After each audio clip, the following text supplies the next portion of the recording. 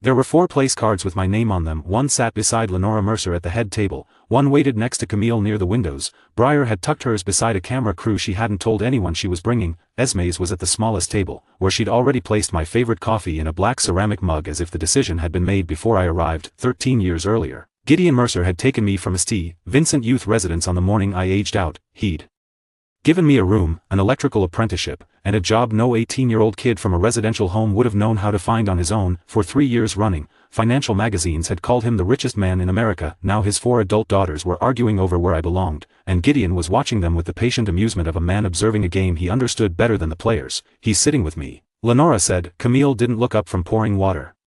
"He's been on call since 5 this morning. He's sitting somewhere quiet." Briar adjusted the silver clasp on her dress. "He's part of the foundation story. The donors expect him near me." Esme put one hand over the place card beside her. "He said he hates donor dinners." I said I hate being filmed while I'm eating. I told her, for faces turned toward me. That should have been my first warning. Not that they disagreed. That all 4 of them looked surprised I'd spoken before they finished. Deciding, Gideon lifted his glass. "Darius, save us from civil war." He said it lightly. Everyone around him laughed lightly. That was how the Mercers handled most dangerous things. They gave them smaller names. I'd been at the Medina estate since 6 that morning because the temporary kitchen installation kept tripping a breaker. The catering company had added 2 induction ranges to a circuit approved for 1. I'd corrected it, inspected the backup generator, walked the fire marshal through the ballroom, and changed into a suit in the staff wing with 9 minutes to spare. My actual plan had been to sit near the service entrance, eat quickly, and leave after the first toast. Lenora stepped closer and smoothed an invisible crease from my sleeve. "You won't have to worry about the Portland interview anymore," she said. I handled it. For a second, the room kept moving around me. A server passed with a tray of champagne. A string quartet near the west doors began another song. Someone behind Gideon laughed too loudly at something that hadn't been funny. I looked at Lenora. "What interview?" Her expression barely shifted. That was one of Lenora's talents. She could invade your life with the face of someone correcting punctuation. "The regional facilities position," she said. "The one with Holloway Civic Partners." I hadn't told her about it. I hadn't told anyone in the Mercer family. The interview was scheduled for Monday afternoon. I'd submitted the application from my personal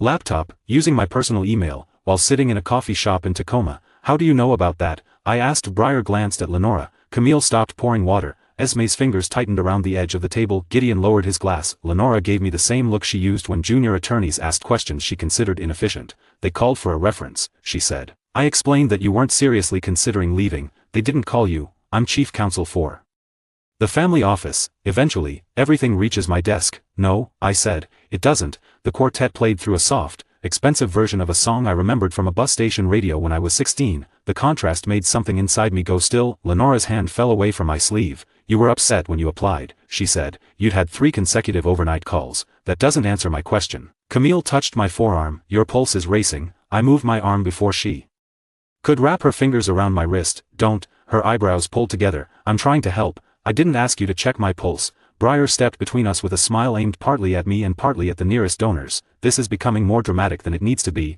We can talk after dinner." "That's what you said when Rachel left for Boston," I told her. The smile disappeared. Rachel and I had dated for almost a year. She'd worked in community housing development. 3 weeks after we started discussing moving in together, she received an unusually generous job offer from a nonprofit in Massachusetts. 2 days later, an anonymous account sent her documents implying I had used foundation funds to help a friend. The documents were false. Rachel had known that eventually. By then, the damage had already done what damage does best. It had made every conversation about whether trust could survive the next suspicion. Briar folded her arms. "I didn't make Rachel take a job. I didn't say you did. You were about to." "I was about to ask why you brought her up before I did." Esme rose from her chair. "She wasn't right for you," she said. I looked at her. Of all 4 sisters, Esme was the one who most often said the quiet part before the others had finished dressing it up. "How would you know?" I asked. "She searched your things." My stomach tightened. "What things?" "She opened the drawer in your guesthouse office." Lenora said her name in warning. "Esme." "What?" Esme snapped. "We all knew." Camille put down the water pitcher. "This isn't the place." "No," I said. Apparently, my home was the place. The guest house belonged to the Mercer estate, but it had been my home for 9 years. I paid a housing benefit deduction through payroll. My name was on the occupancy agreement. The fact that Gideon owned the building did not mean his daughters owned the contents of my desk. Gideon stood, at 69. He still had the kind of presence that made conversations reorganize themselves around him. He had built Mercer Industrial Systems from 2 leased warehouses into a private infrastructure empire. Men who controlled ports and power grids waited for him to finish sentences. "Everyone," he said, "take a breath." I almost laughed. That was another Mercer habit. When someone crossed a line, the first priority was restoring a pleasant tone. I looked from one sister to the next. Lenora had interfered with a job interview. Esme knew Rachel had opened a drawer in my home, which meant Esme had either been there or had monitored her. Briar had brought up an anonymous accusation before I named it. Camille had my wrist in her hand before I had decided whether I wanted to be touched, for place cards, for separate claims, one life being discussed as if I were late to a meeting about myself. I'm going to ask once, I said. Did any of you access my personal email, contact Holloway, interfere with my apartment search, or communicate with Rachel about leaving Washington? Nobody answered immediately. That was an answer. But I waited. Camille looked at Gideon, Briar looked at Lenora, Esme stared at me with a defiance that was too personal to be professional. Lenora exhaled. You're combining several unrelated things, then separate them. We were trying to protect you, from a job interview, from making a decision because you were exhausted and angry. It was my decision to make. You don't see the people who circle you because of this family. I wasn't asking this family to approve them. Briar lowered her voice. You say that now, but every time someone hurts you, who puts you back together? The question landed harder than she intended, maybe because I had asked myself versions of it for years. Who drove to the hospital when I broke 2 ribs during an electrical vault accident? Camille, who found a tutor when I nearly failed the math section of my first licensing exam. Lenora, who convinced the foundation to fund a skilled trades program at ST. Vincent. Briar, who sat on the guesthouse floor until 3 in the morning helping me recover files after a server failure. Esme, they had done good things for me. That was what made the bad things so difficult to name. Gideon came around the table. Darius, he said, you're part of this family. Am I? His expression changed. Not much, just enough. You know you are. Family doesn't withdraw job applications without asking. Lenora's mouth hardened.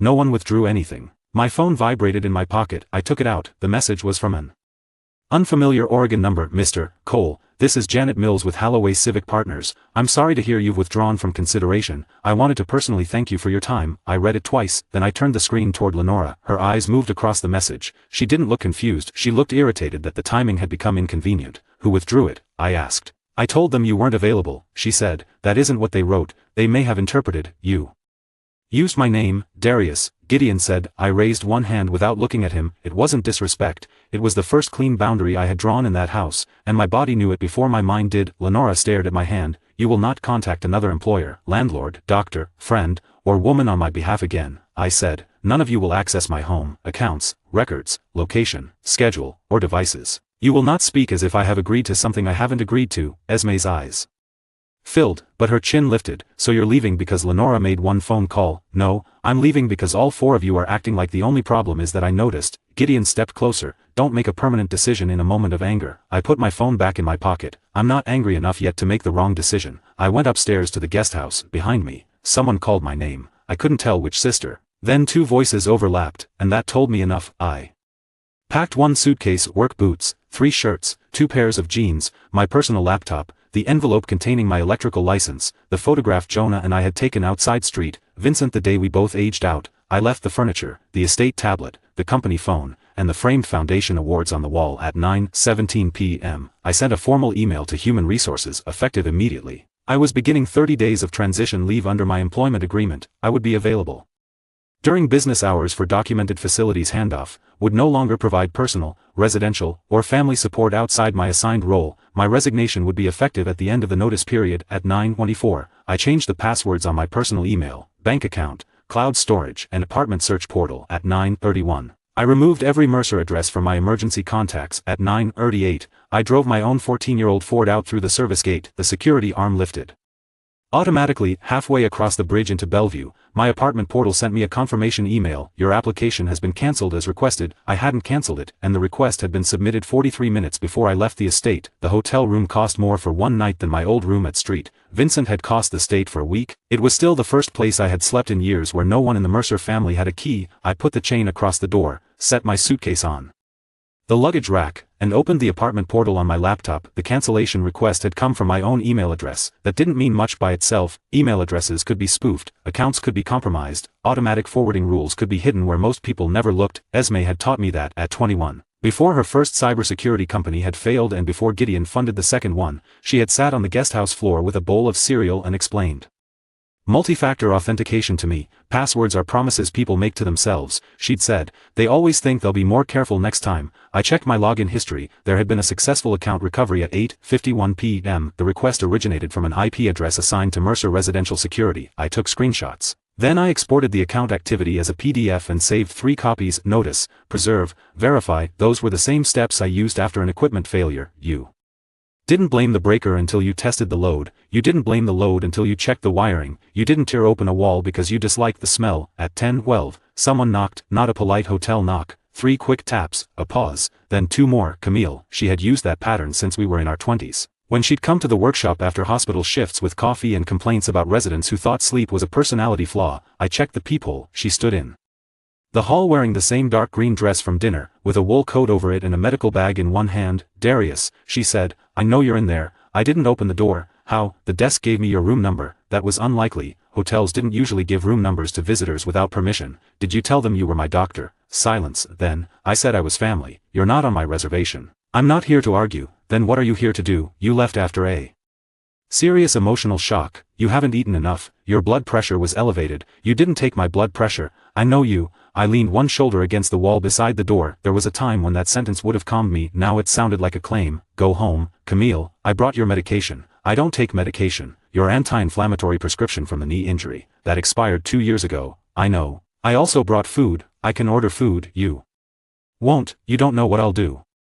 Her voice softened. Please don't punish me for what Lenora did. I'm not punishing you. You pulled away when I touched you, because I didn't want you touching me. Another silence, longer this time. When Camille spoke again, her voice had lost its medical steadiness. I was there when you woke up after the vault accident. I remember. You were disoriented. You kept asking whether the apprentices had gotten out. I remember that too. You trusted me. I did. The past tense hurt both of us. She set something on the carpet. I'll leave the food. Take it with you, Darius. If you leave it, I'll ask the hotel to remove it. A faint sound came through the door, not quite a sob, more like someone swallowing one before it formed. Her footsteps moved away. At 10:46, the hotel phone rang. I answered without speaking. Front desk, Mr. Cole, there's a Ms. Briar Mercer asking permission to send a package to your room. No, understood. Please add a note that no visitors, calls, deliveries, or room information are authorized without the person giving my full confirmation code. The clerk hesitated. Of course, did someone give my room number to a visitor earlier? I'm not able to discuss another staff member's actions,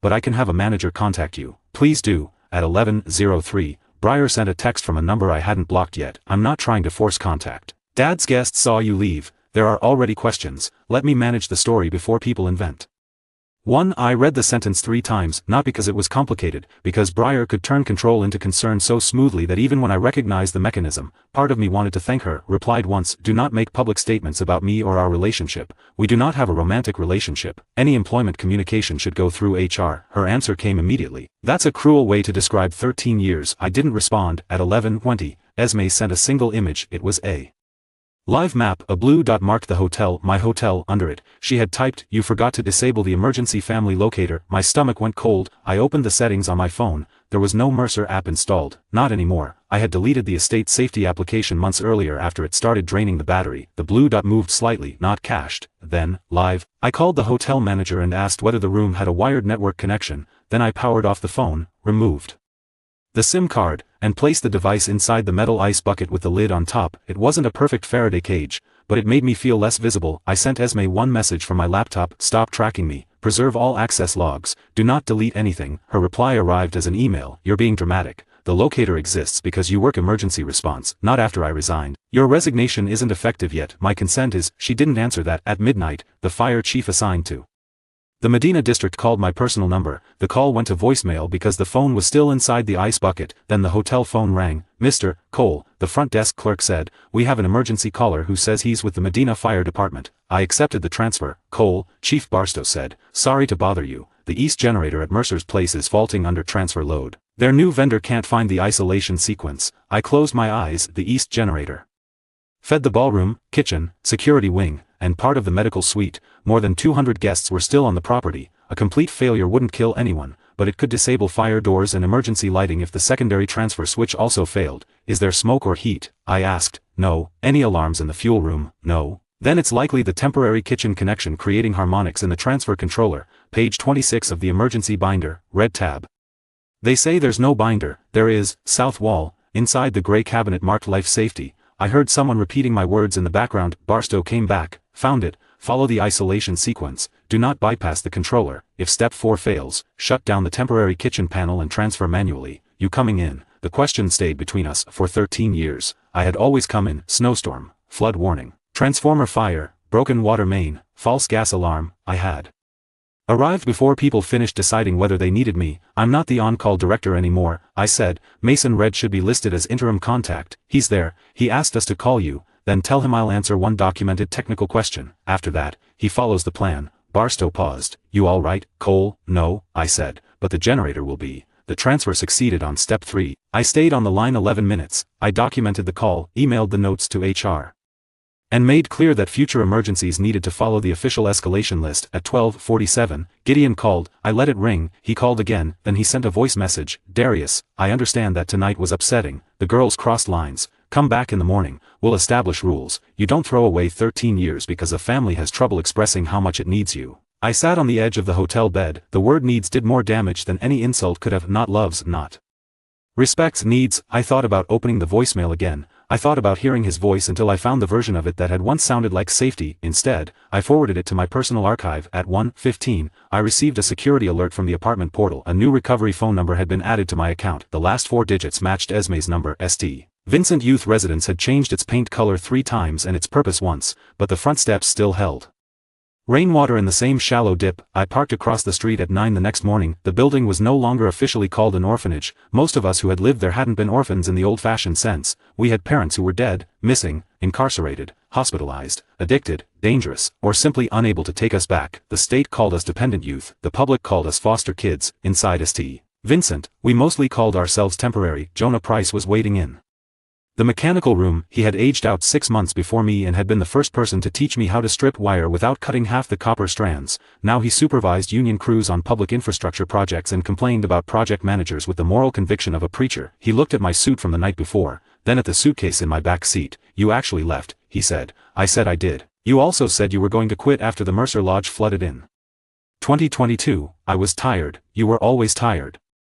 I opened the electrical panel serving the east dormitory. 2 breakers had heat discoloration near the bus connection. How long has this been happening? Don't change the subject. How long? 3 weeks. Mercer Futures approved the replacement in June. The check hasn't cleared. I looked at him. Why not? Foundation office said the project is under administrative review. When, this morning, a muscle moved in my jaw. Jonah saw it. Maybe it's automatic, he said. You resigned from the facilities program. They're probably figuring out who signs off now. The building has 62 residents, and the panel has 3 weeks before it becomes dangerous. We'll replace it. With what budget? I'll find one. That isn't an answer. He leaned against the concrete wall. You know what I don't understand, he said. Gideon gave both of us chances. I took mine and moved on. You stayed. Now you're acting shocked that staying came with expectations. Expectations aren't permission to use my identity. What did they do? I told him about the withdrawn interview, the apartment cancellation, the location tracking, and the hotel. Jonah listened without interrupting. When I finished, he rubbed one hand over his face. That's bad, he said. It is, but maybe not all of it is what you think. I stared at him. He lifted both hands. I'm not defending them. I'm saying you've lived on their property, used their systems, worked for the family, handled emergencies at all hours. There could be overlap. Someone added Esme's phone number to my apartment account. Did you ask her why? She said the cancellation was for my own good. Jonah looked away. That should have been enough. Instead, he said, Gideon got you through trade school. Yes, he paid for my first code course too. I know. He put money into this place when nobody else would. I know. So don't burn the whole bridge before you know who lit the fire. There are people who doubt you because they want you to fail. Jonah wasn't one of them. That made his doubt harder to dismiss. I closed the panel. I'm not burning anything, I said. I'm walking off a bridge someone else kept extending without telling me where it led. He gave me a tired look. That sounded like something Breyer would put in a documentary. Then forget I said it. We spent 2 hours tracing the overheating problem and preparing a temporary load reduction plan. Work helped. Circuits didn't care who had saved you at 18. Copper didn't become entitled because it once carried you through winter. At noon, the current director of Street, Vincent, handed me an envelope. This came yesterday, she said. It's marked personal. The return address was in Boston. Rachel, I hadn't spoken to her in nearly 2 years. The envelope contained 4 printed emails and a note. Darius, I don't know whether this matters anymore. I kept telling myself the Boston position was my choice, and it was, but Lenora Mercer contacted the organization 3 weeks before they contacted me. She told them I was looking to relocate and that the Mercer Foundation would be more comfortable supporting their housing initiative if I were considered for a senior role. I learned this last month when the former director retired and sent me the original correspondence. Breyer also called 2 people on my old board and asked whether I had accessed restricted foundation documents through you. She presented it as a concern, not an accusation. That Distinction protected her, not me. I'm sorry I didn't tell you sooner. I was embarrassed by how quickly I accepted an opportunity built partly to move me away. You deserve to know your life was being arranged. Rachel. The first email was from Lenora, professional, polite, efficient. She described Rachel as a talented housing specialist whose career would benefit from distance from a potentially compromising personal relationship. The potentially compromising relationship was me. The second email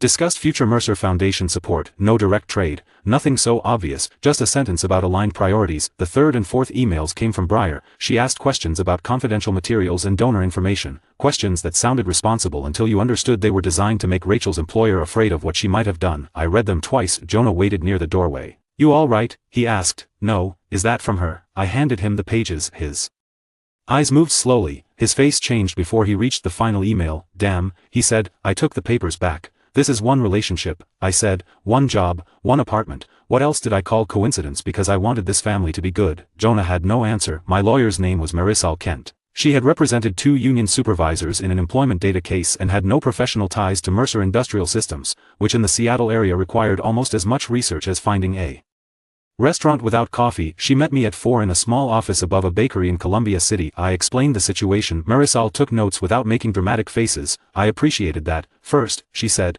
gratitude is not a contract term. I looked at her. People in your situation often need to hear that before we discuss statutes. My situation, employer-provided housing, blurred family and work boundaries, a powerful benefactor, personal data spread across company systems. You're not the first person who has mistaken access for care. I didn't give them access to my email. We'll establish that. I showed her the login records, apartment portal screenshots, Halloway message, Rachel's emails, Gideon's voicemail, and Esme's map. She read everything. Do you still have the estate phone? It's powered off in my suitcase. Good. Don't access internal systems. Don't delete anything. Don't forward confidential company records to yourself. We'll request records related specifically to your accounts and identity. Can they keep my licensing documents? Your license belongs to you. Some continuing education records may be in employer systems, but they can't lawfully erase your credential history. We'll request copies. What about the foundation project at St. Vincent? Was funding conditioned on your employment, not in the public grant? Then a sudden suspension after your resignation may matter, but we need documentation. She leaned back.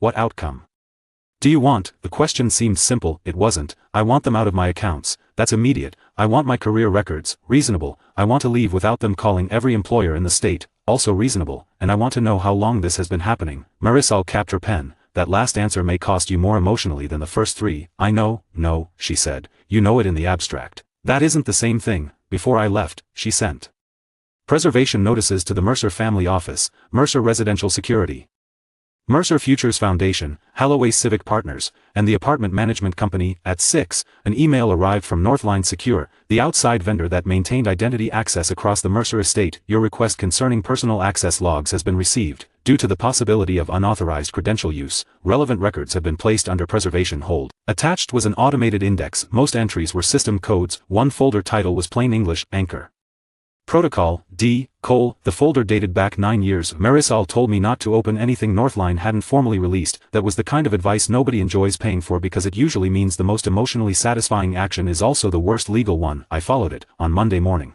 I went to the Mercer family office to collect my licensing records and begin the formal handoff. The building overlooked Lake Washington from downtown Bellevue. I had installed the backup power monitoring system there 6 years earlier. The lobby smelled like polished stone and the same cedar diffuser Lenora used in her home. My badge no longer opened the elevator. Receptionist issued me a visitor pass. That small rectangle of temporary plastic did more to clarify my position than 13 years of family dinners. Had never been a Mercer, had been an employee with unusually broad access. Lenora met me on the 14th floor. She wore a charcoal suit and no jewelry except the watch Gideon had given her when she became chief counsel. Her office door was open. 2 boxes sat on the conference table. Your personal items, she said. I didn't keep personal items here. You had boots in the facilities closet. Those are safety equipment. They're in the box. I sat across from her. Marisol requested my training records, continuing education certificates, incident logs listing me as responsible director, and written confirmation that no one from this office will contact prospective employers without my authorization. Lenora remained standing. I received the letter.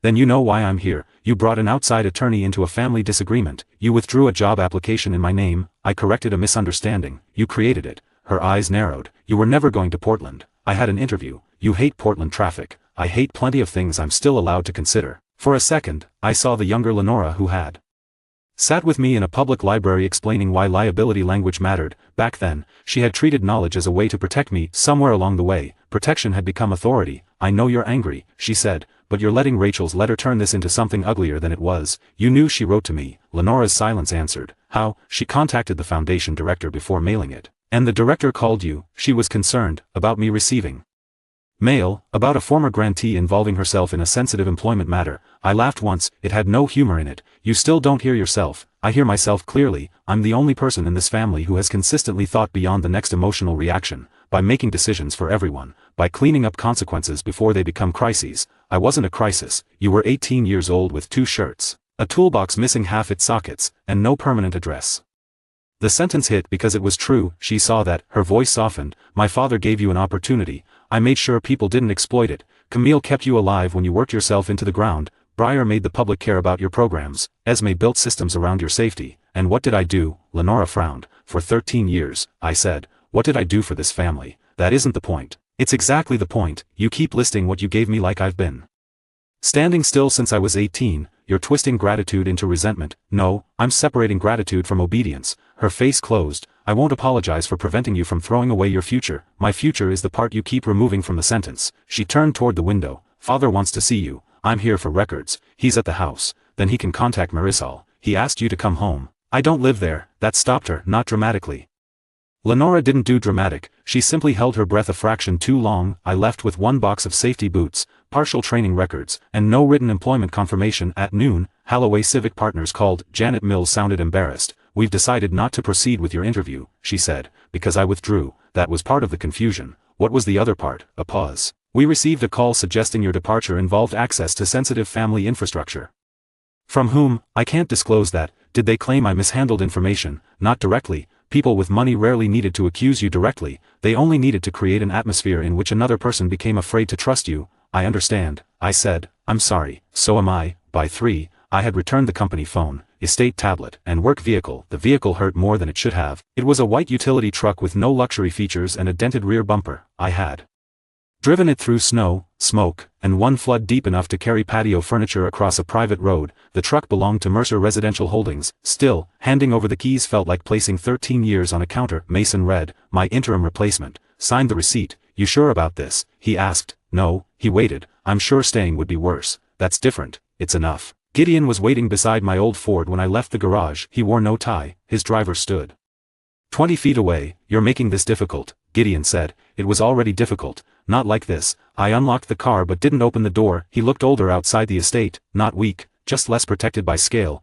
I know Lenora interfered with Holloway, he said. She admitted it. She believes you were reacting to exhaustion. That isn't her decision. No, the answer surprised me. Gideon placed both hands on the top of his cane. He didn't need the cane for every step. He used it when he wanted people to remember his age without mentioning it. The girls have depended on you too much, he said. They've controlled me. That word assumes malice. It doesn't require malice. He looked toward the garage entrance. I should have established clearer boundaries. You should have stopped them. I stopped more than you know. The sentence turned in my head. What does that mean? Come home tonight. We'll speak privately. No, Darius. Did you know Esme was tracking my location? I knew the family security system included you.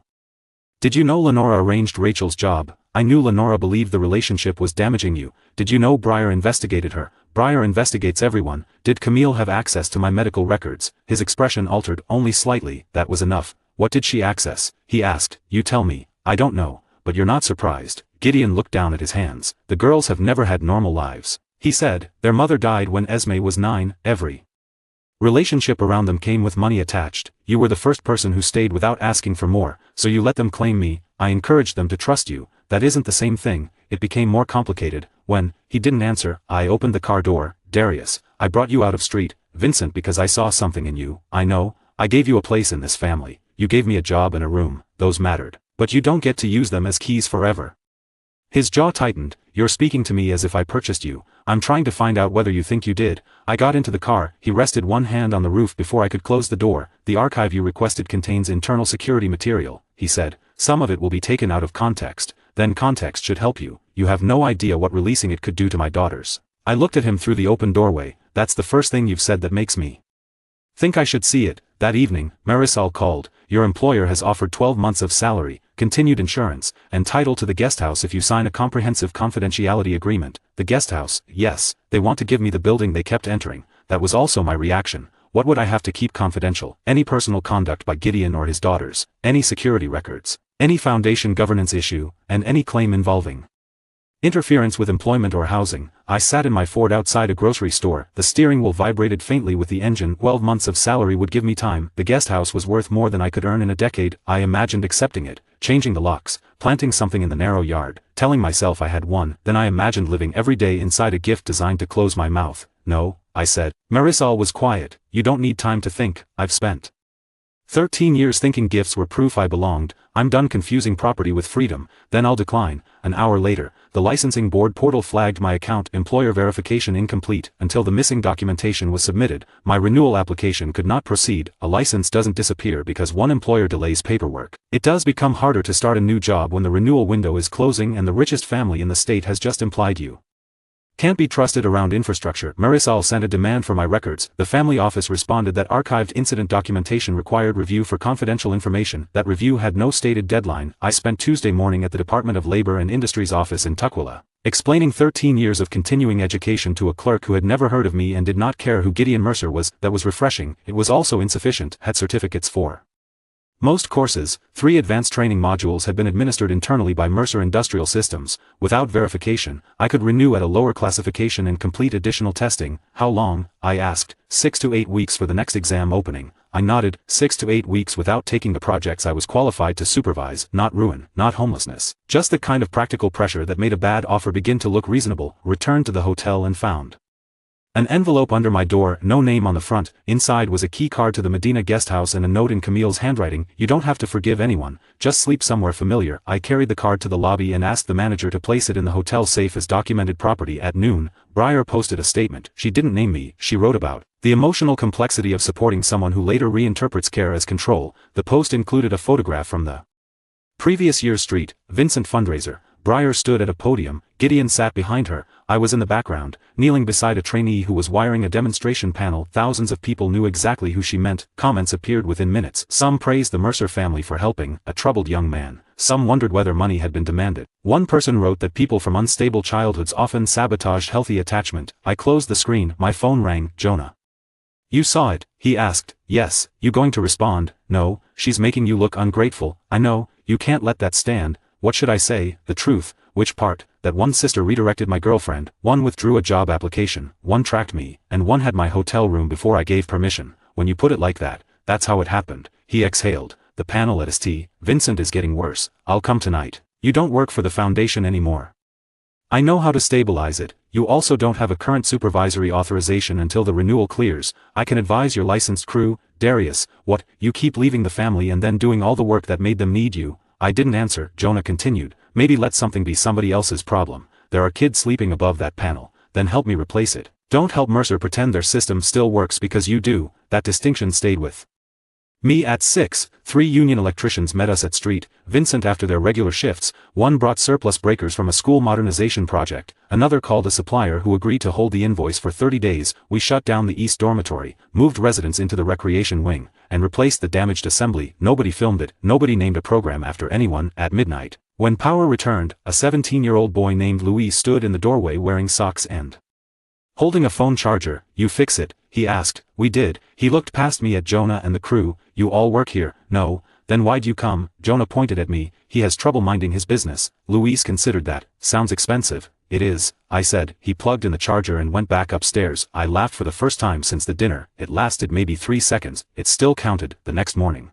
the hotel informed me my corporate rate had been cancelled. That was fair. I no longer worked for the company. The new rate was nearly double. I checked my personal savings, had enough for 4 months if I was careful, more if I rented a room instead of an apartment, less if the licensing delay continued. At 10, Janet from Holloway called again. I shouldn't be doing this, she said. Then don't. I wanted you to know the call came from a consultant retained by Mercer Family Office. The consultant didn't accuse you of theft. He asked whether we had insurance for employees with access to proprietary industrial security systems. That's enough to scare any employer. Yes. Can you put it in writing? I can confirm we received a risk inquiry. I can't characterize motive. That would help. I'm sorry, Mr. Cole. Darius. I'm sorry, Darius. After the call, I sat in the hotel chair with a paper cup of coffee cooling in my hand. This was the part story skipped, the space between leaving and freedom. The deposits you couldn't afford, the forms nobody returned, the friend who believed you halfway, the professional reputation damaged by questions rather than accusations, the temptation to call the person hurting you because he also knew how to make the pain stop. Gideon could fix the license record in one phone call, he could restore the grant, he could stop the consultant, he could turn the guesthouse into a deed with my name on it. All I had to do was go back. At 11, he sent a message, dinner tonight. No lawyers, no daughters, we settle this as family. I typed 3 different answers, deleted all 3, then I sent his message to Marisol. At 2, the St. Vincent director called. The foundation officially suspended the renovation grant, she said. Did they give a reason? Change in project leadership and reputational concerns. Reputational concerns, the phrase followed me everywhere now. I'm sorry, I said. This isn't your fault, it happened because I left. It happened because someone chose to connect our funding to your obedience. I stood at the hotel window. Traffic moved below in neat lanes. What happens to the workshop expansion? We postpone. For how long? I don't know. The trades program had space for 12 students. The expansion would have doubled it. I had helped design the lab. Breyer had raised money using my story, and Jonah's young men and women who were months from aging out had already applied. I can raise the difference, I said. It's $800,000, not a loan. Darius, you don't have to replace a billionaire. No, I have to stop acting like only a billionaire can build anything. That afternoon, Jonah and I created a list: union training funds, city workforce grants, electrical suppliers, housing nonprofits, community colleges, smaller donors who cared more about the program than the Mercer name. It was slower, messier, possible. At 6, Marisol called. Northline completed its initial review. I sat up. They're releasing account-specific records tomorrow. There's something else. What? The archive includes executive instructions. Their counsel believes you were the named subject of a long-term internal risk protocol. Risk from what? They haven't said. Who authorized it? A pause. Gideon Mercer. The file began with a storm. 9 years earlier, an ice system had crossed Lake Washington and coated the Mercer estate in half an inch of frozen rain. I was 22 and still an apprentice. A tree took down the western feeder line at 2:14 a.m. The generator serving the main house failed.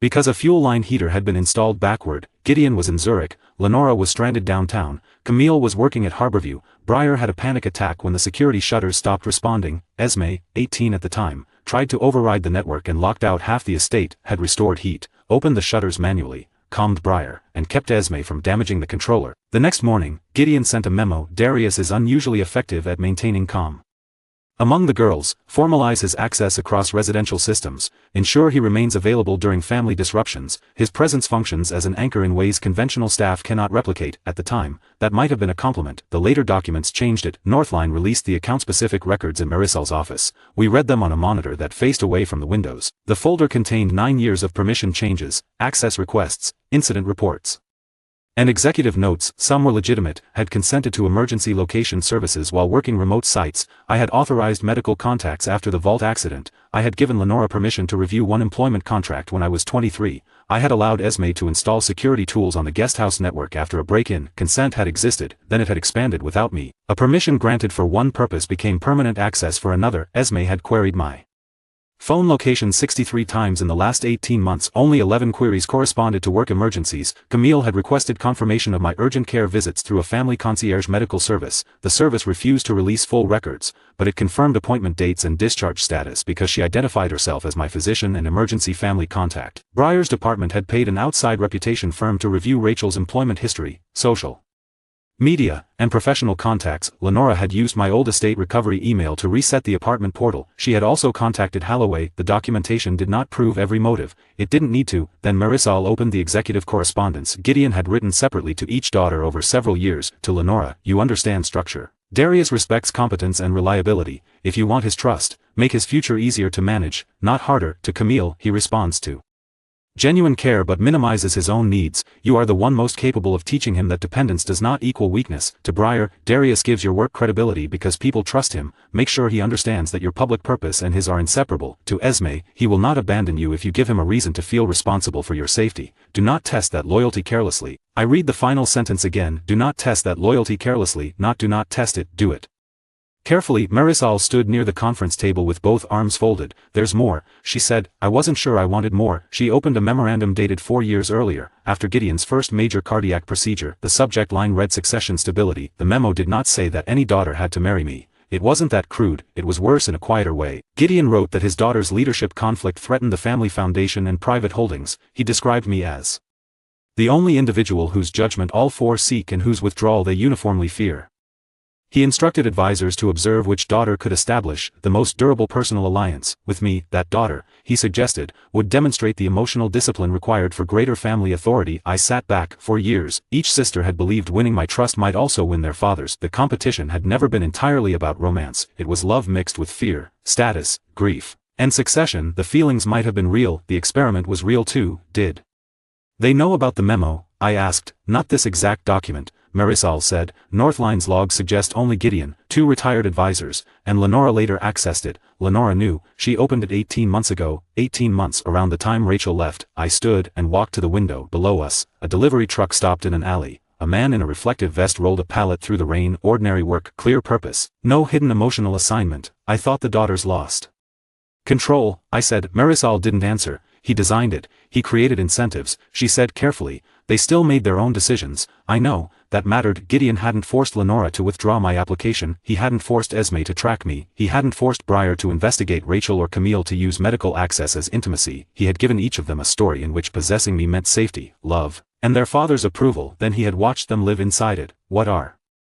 my options? I asked. Employment claim, privacy claims, potential unauthorized computer access, depending on facts and jurisdiction, foundation governance complaint. We can seek an immediate agreement restricting contact and data access, criminal charges. Some conduct could be reported, whether prosecutors pursue it is another question. You told me you want safety and independence, not spectacle. I do. You may also have a claim based on retaliation if the licensing records, Halloway inquiry, and grant suspension are connected to your resignation. I looked at Gideon's memo again. What happens if this becomes public? His reputation suffers, the daughters' careers could be affected, the foundation may lose donors, Street, Vincent and other programs may lose money in the short term. There it was, the choice Gideon had always understood: build enough good around bad conduct, and the person harmed begins to fear that telling the truth will hurt innocent people. What happens if I sign the confidentiality agreement? I asked. You receive money and property, the records remain private, they promise to stop, promises managed by Lenora, yes, and the foundation stays under Gideon, yes. I returned to the table. Can we force independent oversight without making every message public? We can demand an external investigation as part of settlement. We can provide evidence confidentially to independent board members and insurers. Can the youth program funding be separated from my employment? That's a governance question, but we can ask. Can we protect staff who had nothing to do with this? We can try. Marisol studied me. You're allowed to choose the option that protects you most, even if it costs the foundation. I know, do you? I thought about St. Vincent's East Dormitory, Louise standing in socks with a phone charger, the workshop expansion, the young people who had already learned that every promise could disappear when an adult became angry. I'm not going back, I said. I'm also not handing Gideon an excuse to call me destructive. What do you want to demand? I looked at the screen. Independent investigation, immediate termination of all personal access, my professional records, written non-interference with employment and housing, funding already granted to youth programs moved into an independent structure, and compensation. My unpaid salary, accrued benefits, legal costs, and reasonable relocation. No guest house. No large personal settlement. If the law says I'm owed damages, we can discuss them. I'm not selling silence. Marisol nodded slowly. That will be harder. I've done harder work for less important reasons. At 4, Camille called from a hospital number. I answered because blocking a hospital exchange felt reckless. Darius, she said, I heard there are documents. Yes, I want to explain the medical access. You told the concierge service you were my physician. I am a physician. You're not my physician. I never opened your chart. You requested appointment and discharge information, because you don't tell anyone when you're hurt. That's my decision. You almost died in the vault. I broke ribs, you had a pulmonary contusion, and I gave the hospital permission to call you that night. Not forever. Her breathing changed. I thought the authorization remained active. The request log shows you renewed it twice. She didn't answer. Did Gideon tell you I needed you? I asked. He didn't have to. That isn't what I asked. A long silence. He said you trusted me more than the others, she whispered. When, years ago, and what did he say that meant? That you understood I wasn't like them? I closed my eyes. All 4 sisters believed some version of the same thing. I'm the one he truly trusts. I'm the one whose claim is different. I won't discuss this privately anymore, I said. Darius, please. My lawyer will send contact terms. You're making me sound dangerous. I'm describing what I need. I love you. It was the first time any of them had said it without disguising the words as a joke, a crisis, a family duty, or a future everyone supposedly understood. I felt the old pull. Camille in a plastic hospital chair after my accident. Camille bringing soup when I studied for exams. Camille resting her head against my shoulder after her mother's memorial and saying nothing for an hour. The memories were real. So was the access log. Love Without permission can still hurt someone, I said. Then I ended the call. At 5, Marisol sent our formal demands. At 5:12, Lenora replied, the family rejects any suggestion that Mr. Cole was treated as an asset. Attached to the email was Gideon's original anchor memorandum. They had forgotten to remove the metadata field marked Resource Classification, Key Person Dependency. The Mercer legal team arrived at Marisol's office with 6 people. I arrived with 1 lawyer, a notebook, and the safety boots Lenora had packed into a box. I wore them because I had a site visit afterward. That mattered to me. The meeting was not the center of my life, even if the Mercers believed it should be. Lenora sat across from us. A gray-haired outside attorney sat beside her. Gideon did not attend. The proposed agreement was 62 pages. It offered 18 months of salary, continued health insurance for 2 years, title to the guest house, a consulting contract worth $300,000 annually, payment of legal fees, and a future family governance role, to be defined later.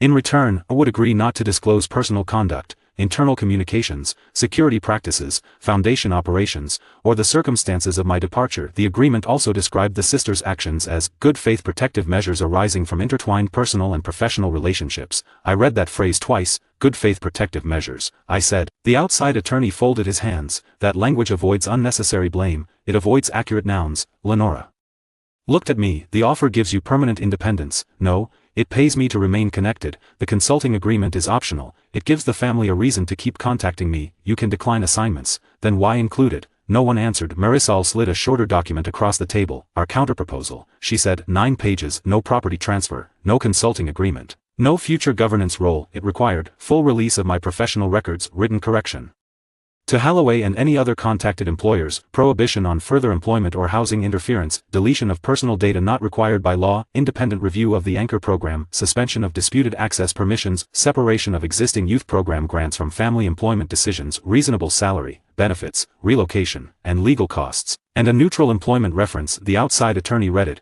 This is not a settlement, he said. This is an institutional restructuring. It's a clean exit. Marisol replied. Lenora's gaze stayed on me. You're asking father to surrender control of his own foundation. I'm asking him not to use grants as pressure. The grant suspension was administrative, then independent review should confirm that. You know what public uncertainty does to charitable funding. You know what private control did to me. Her face tightened. We loved you. The outside lawyers became interested in their papers. I looked at Lenora.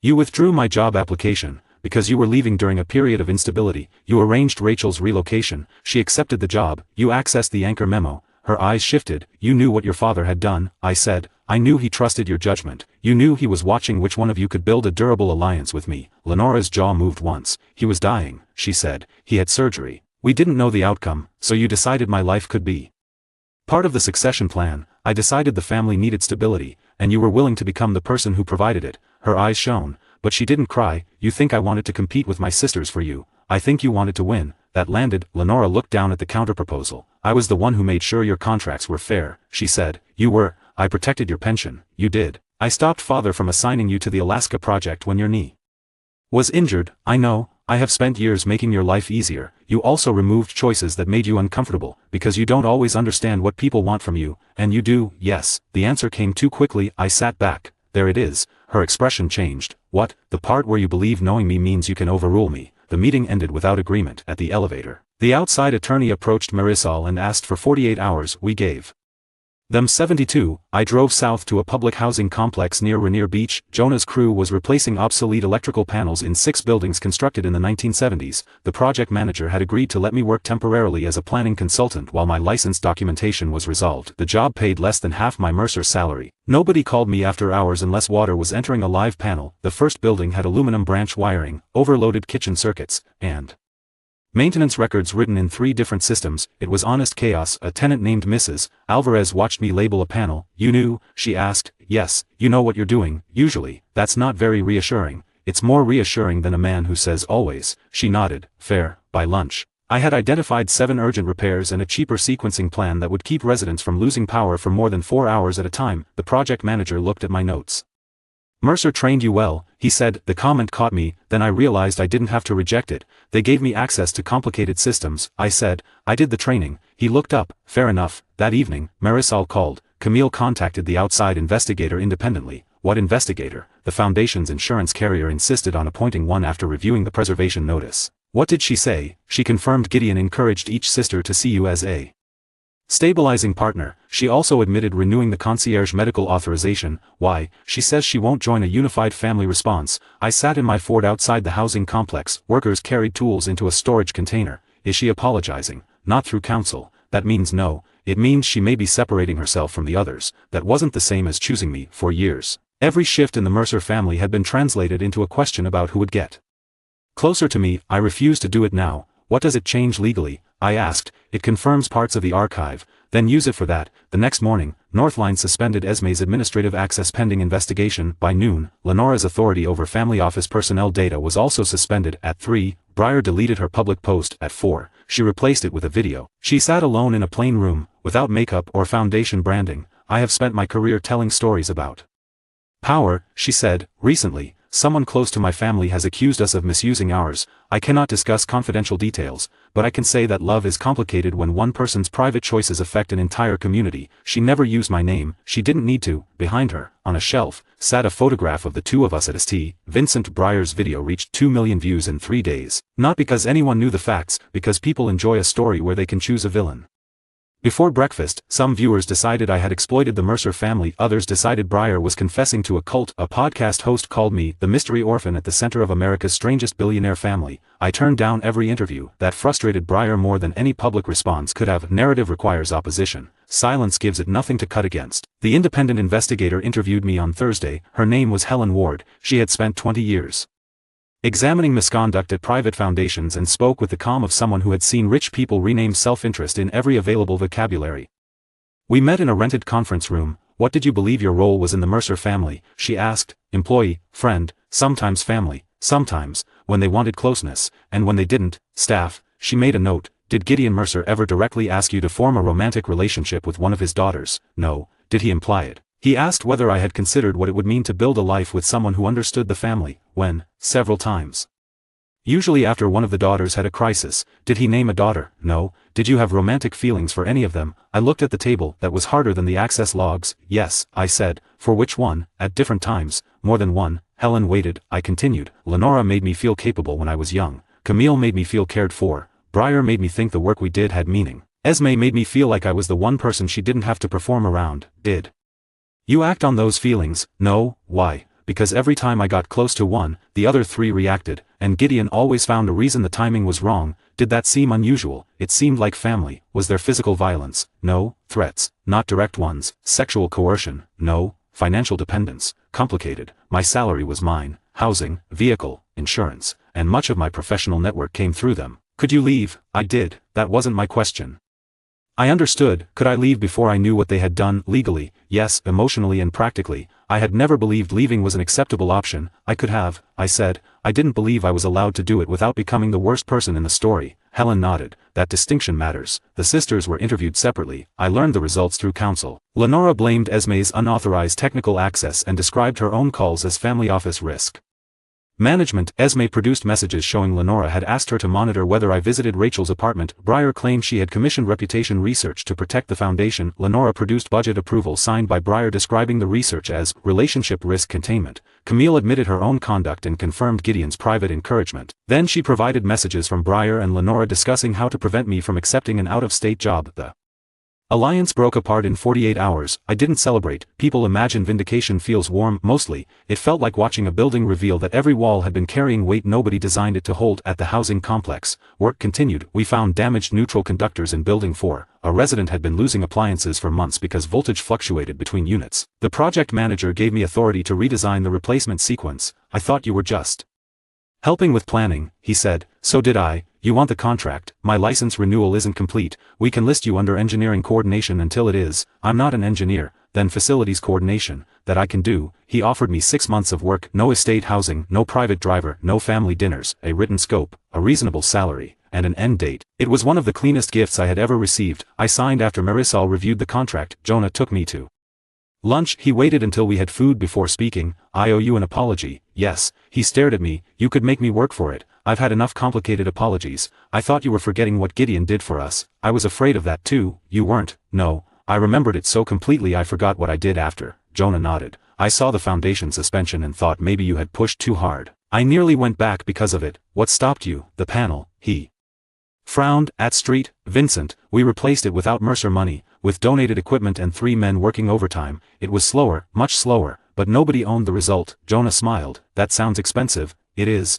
We ate in silence for a minute, then he said, you know Breyer's people contacted the union. What did they want? Background, stories, whether you had problems with authority, and I told them you have problems with bad wiring and people who call temporary repairs permanent. That won't make a good documentary. I know. She sounded disappointed. The next major consequence arrived on Friday. Mercer Futures Foundation temporarily removed Breyer from all communications activity related to Street. Vincent, Lenora was placed on leave from the family office's employment and data governance functions. Esme's company received notice that its contracts with Mercer Residential Security would be independently reviewed. Camille's hospital required her to complete an ethics assessment concerning the concierge medical requests. No patient chart had been accessed, so she wasn't suspended. She voluntarily stepped away from the family's medical decision-making. Gideon issued no public statement. Privately, he sent me a handwritten letter. Darius, the investigation is becoming destructive. The girls are turning on one another. You have made your point. Meet with me before people who do not understand this family reduce 13 years to access logs.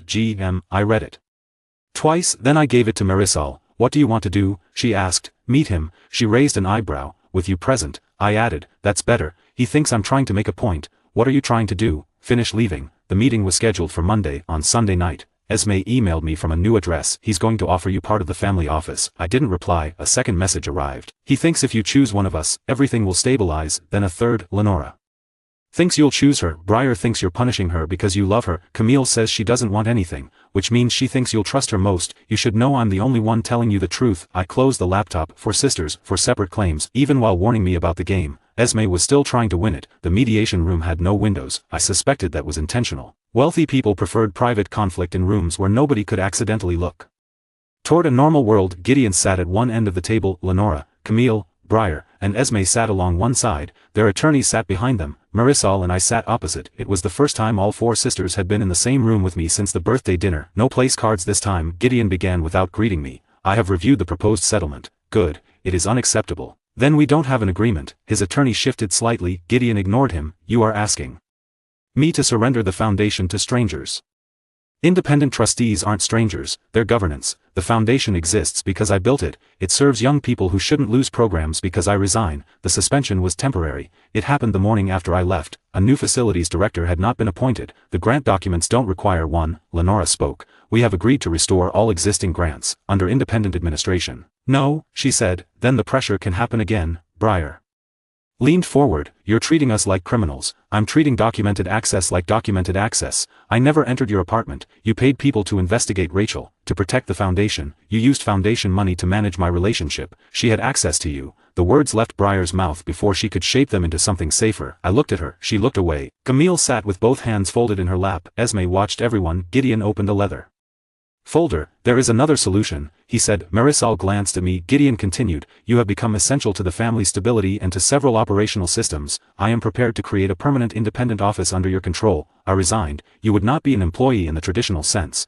That sounds like employment with worse boundaries. You would receive equity participation in selected private holdings, a residence titled solely in your name, and authority over foundation infrastructure. No, you haven't heard the full proposal. I've heard the part where you solve my lack of freedom by attaching more valuable things to me. His expression hardened. This is not charity. I know, charity would be easier to refuse. Esme made a sound that might have been a laugh. Lenora looked at her sharply. Gideon placed one page on the table. There is also the personal matter. I didn't touch the page. What personal matter? My daughter's feelings for you are not inventions. I never said they were. They are adults. So are you. Yes, for years, you have avoided making a choice because you feared damaging the family. The room became very still, but not silent. The ventilation fan clicked. Someone in the hallway rolled a cart past the door. Gideon looked at me with the same steady confidence he had used when he offered me an apprenticeship. Choose the relationship you believe can be healthy, he said. The others will accept it. Esme laughed openly this time. Lenora said, Father. Camille closed her eyes. Breyer stared at me. Gideon kept speaking. A clear decision would end the competition.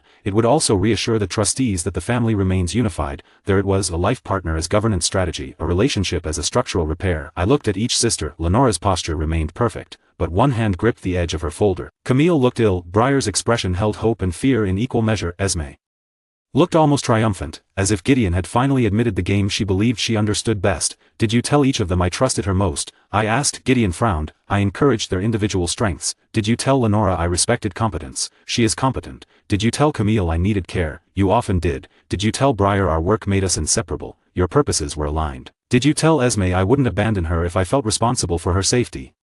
His mouth tightened. That was private guidance to a grieving young woman. She was an adult when you wrote it. She was vulnerable. So was I. The sentence surprised him. Maybe it surprised me too. For most of my life, I had believed vulnerability belonged to people with less money, less family, less power, less protection. I had never considered that gratitude could make a person vulnerable. That being rescued could become the first link in a chain. Gideon leaned back. What do you want me to say? The truth. I cared about you. I believe that. I wanted you in this family. I believe that too. I believed one of my daughters might build a life with you, yes, and I believed your judgment would reveal which of them was capable of sustaining partnership, responsibility, and trust. So you watched them compete. I watched them make choices. You rewarded the competition. I did not anticipate this outcome. You built a system around 4 people who were terrified of losing your approval and 1 person who was terrified of being abandoned. What outcome did you anticipate? His face changed then. Not defeat, recognition. Brief and unwilling, I turned to the sisters. Lenora, you don't get to manage my future. She looked down. Camille, you don't get to make me sick enough to need you. Her eyes filled.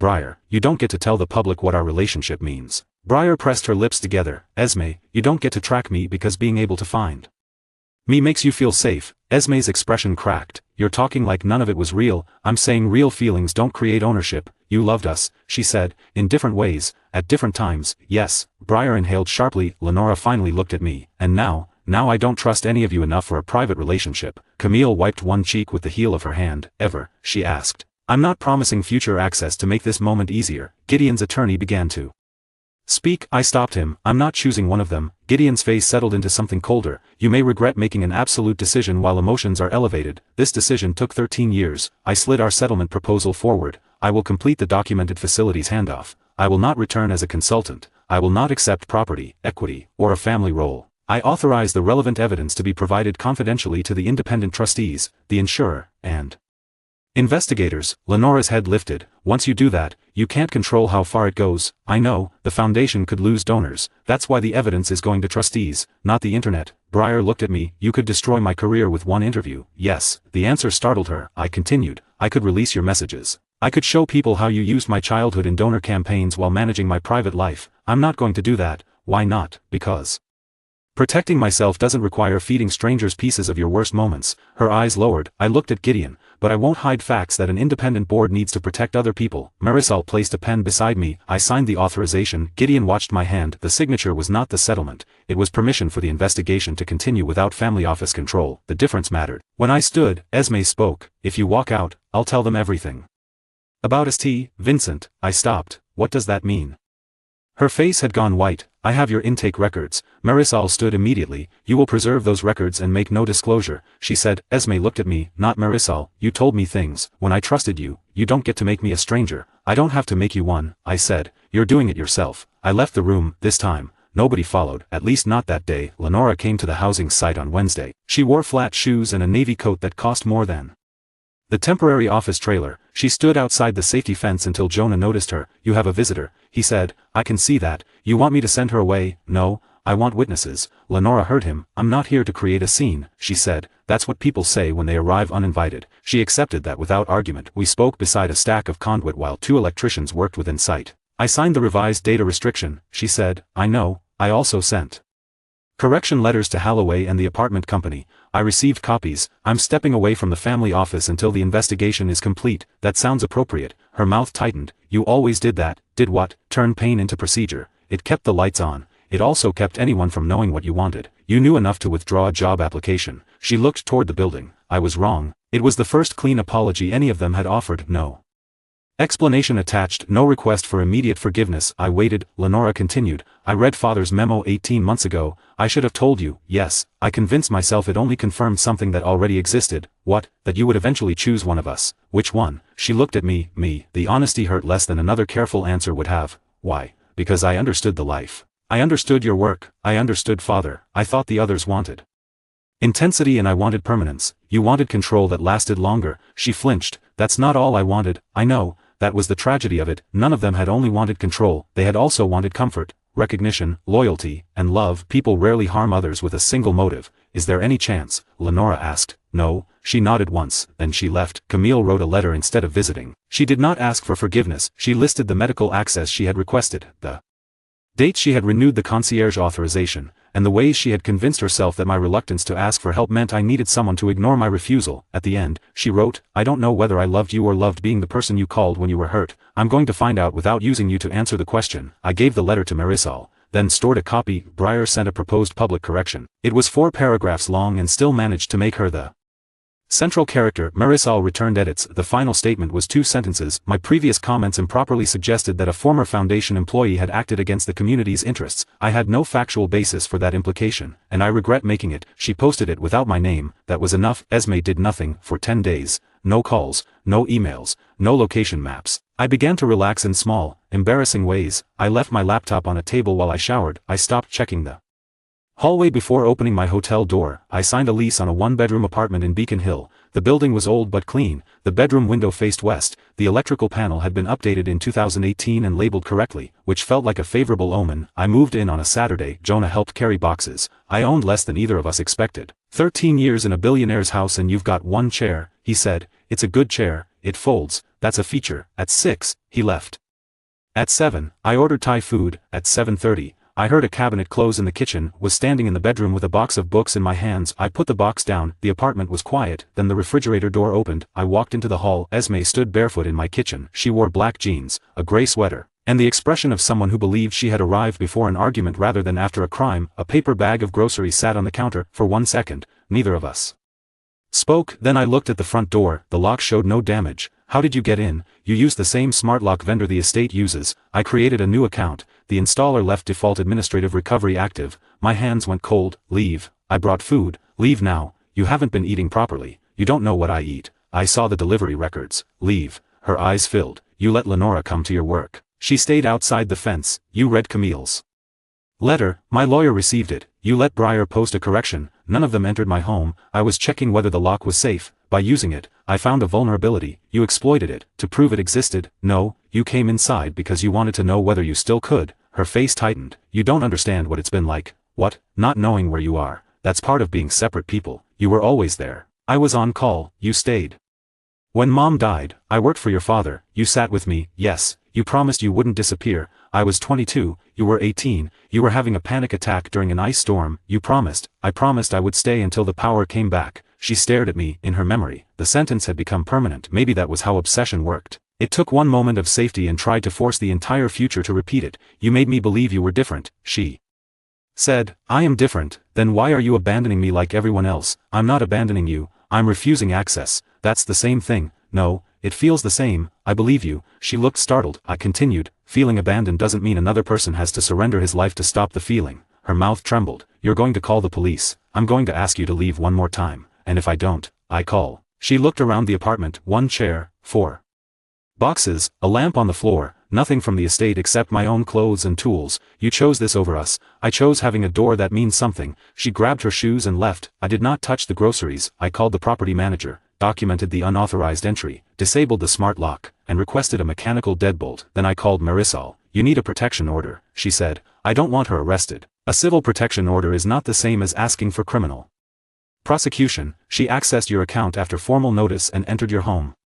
She'll say she was checking security. She can say that to a commissioner. I know what this will do to her. Yes, I sat on the folding chair. That's what always stops me. Marisol's voice softened. Compassion does not require access. The next morning, we filed. The temporary order prohibited Esme from entering my home, approaching my workplace, accessing my accounts, tracking my location, or contacting me outside attorneys. A hearing was scheduled for 14 days later. At noon, Gideon called Marisol. He offered to remove Esme from the state for treatment if I withdrew the petition. I refused, not because treatment was wrong, because safety could not depend on a private promise controlled by the same family that had ignored every earlier boundary. The hearing date remained. The foundation review took place at a conference center near Seattle-Tacoma Airport. Neutral ground, no family portraits, no Mercer buildings, no room where I had repaired the lights. 3 independent trustees attended, along with the investigator, insurers counsel, foundation staff representatives, Gideon, the 4 sisters, Marisol, and me. The meeting lasted 6 hours. Helen Ward presented facts without performance. The anchor protocol had begun as emergency access planning. Over time,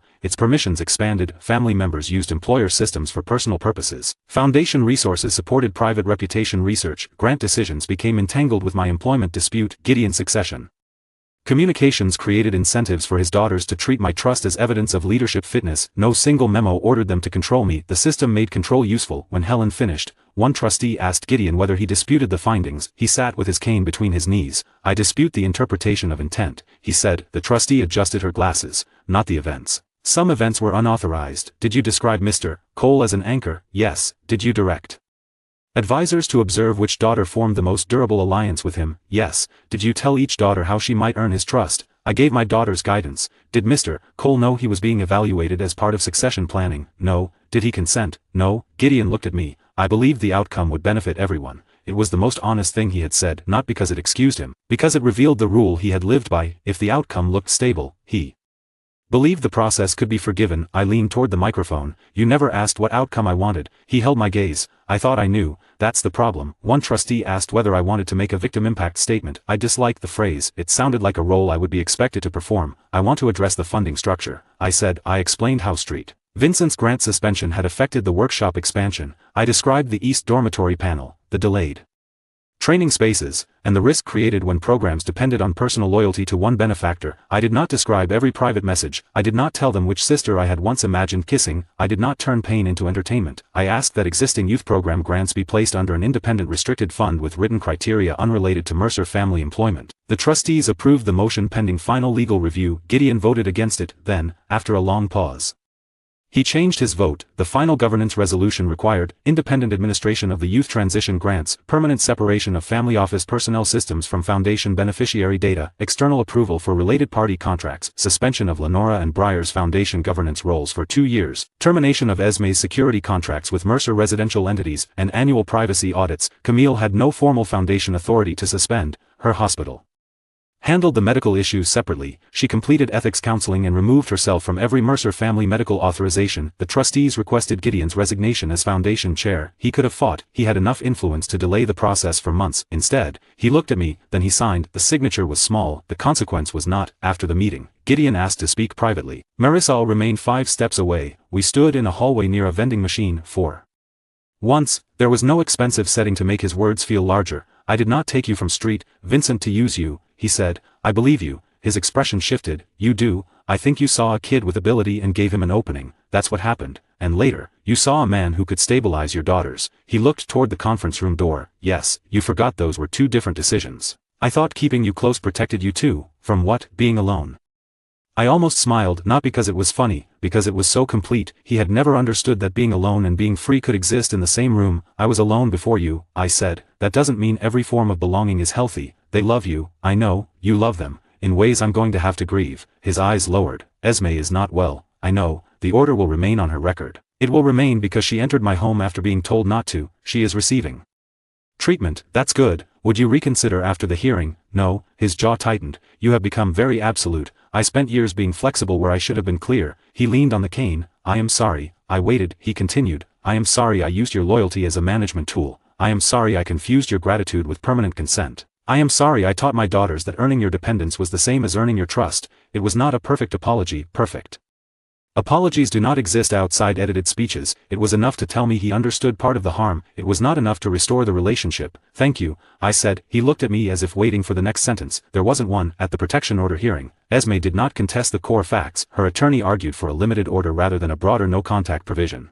Marisol agreed to allow written communication through counsel concerning shared legal matters, with no direct personal contact. The commissioner entered a 1-year civil protection order. Esme cried quietly. I did not look away. I also did not withdraw the request. Both things were possible. The final employment settlement was signed the following week. I received unpaid salary and accrued benefits, 6 months of health coverage, reimbursement of legal and relocation costs, complete licensing records, a neutral reference, correction letters, and written non-interference protections. I rejected the guest house equity, consulting contract, and personal confidentiality terms. The licensing board accepted the restored documentation. My renewal cleared on Friday afternoon. Was standing inside Building 4 when the confirmation arrived. Jonah read the email over my shoulder. Congratulations, he said. You are officially allowed to complain about wiring again. I never stopped. That's true. The project manager offered me a longer contract. I asked for 2 days to review it. Not because anyone else needed to approve, because I did. A year later, St. Vincent opened the Expanded trades workshop. The building still looked like an old school from the outside. Inside, the new lab had 12 electrical training stations, 6 plumbing assemblies, a small HVAC simulator, and enough storage to prevent instructors from keeping tools in milk crates. The funding came from 9 sources: a city workforce grant, 2 unions, 3 equipment manufacturers, a community college, a housing nonprofit, and the Independent Youth Transition Fund created after the Mercer Review. No donor controlled the whole program. That had made the paperwork miserable. It had also made the program harder to threaten. I arrived early because old habits are not always bad habits. Luis, the teenager who had once appeared in socks looking for a working outlet, was now 18 and wearing work boots. He had completed his first pre-apprenticeship rotation. He stood at the entrance holding a clipboard. "You're not on the setup list," he said. "I designed half the room." "That doesn't answer me." I looked at him. He smiled. Jonah had taught him too well. "I'm here as a guest," I said, then stopped checking the exit signs. "One is mounted too high. It passed inspection." "That doesn't make it attractive." Luis pointed toward the dining area. "Sit down before you find something expensive." The dinner was simple: folding tables, paper napkins, food from a local restaurant, no string quartet, no photographers except one staff member taking pictures for the program newsletter. At the nearest table, I found a place card, only one: Darius Cole, written in blue marker, under my name. Luis had added, "Sit wherever you want. This is just a suggestion." I held the card for a moment, for place cards had once told me where other people believed I belonged. This one left the decision with me. I sat. Jonah dropped into the chair beside mine. "You look emotional," he said. "I'm checking the handwriting." "It's terrible." "Exactly." My life had become ordinary in ways I once underestimated. I rented the Beacon Hill apartment month to month until I decided whether I wanted to buy anything. My contract with the housing authority expanded into a small facilities resilience firm. I employed 3 people, all more interested in clear scopes than family loyalty. We inspected aging apartment buildings, trained maintenance teams, and designed emergency plans that assumed the person who wrote them might not always be available. That last part mattered. A reliable system should not collapse when one person leaves. The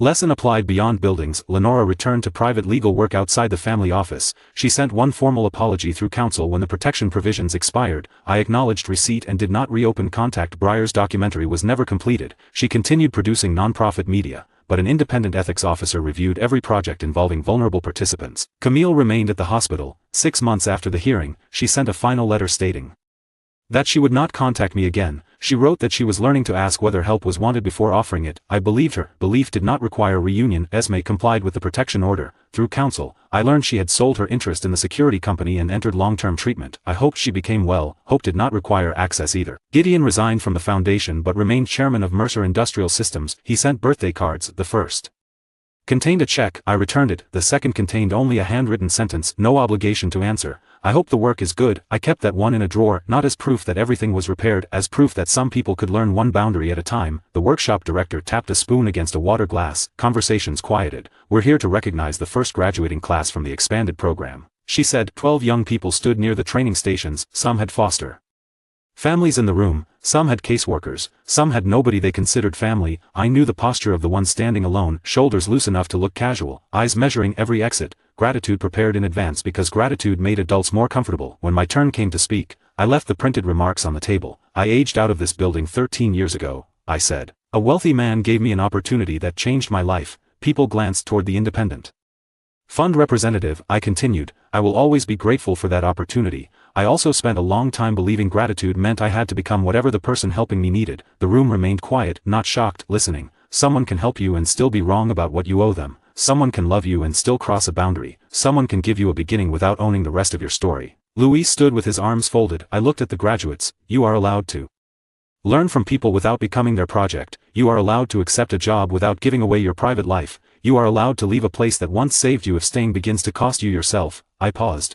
"And when you build something, build it so the people inside can eventually stand without you. That's true for wiring. It's true for work. It's true for family." After the ceremony, a young woman named Kayla approached me. She had been accepted into an electrical apprenticeship in Spokane. "The program director says your company helps with relocation loans," she said. "Sometimes. What do I owe if I take one? Repayment over 2 years, no interest. The terms are written down. What if I quit the apprenticeship? You still owe the remaining loan under the same schedule. You don't owe us a job, loyalty, holiday visits, or control of your dating life." She looked confused by the last part. "Was that a problem before?" "Yes." "Okay." She studied the Application, can I take it home before I decide? That's the idea. She folded it and put it in her bag, watching her leave with a choice she had not yet made felt better than being needed. The dinner ended around 8, volunteers began stacking chairs. I picked up the place card with my name on it. Louis saw me. You stealing program property? He asked. I'm preserving evidence, of my handwriting, of informed consent. He shook his head. Outside, rain had started, Seattle rain, thin and steady,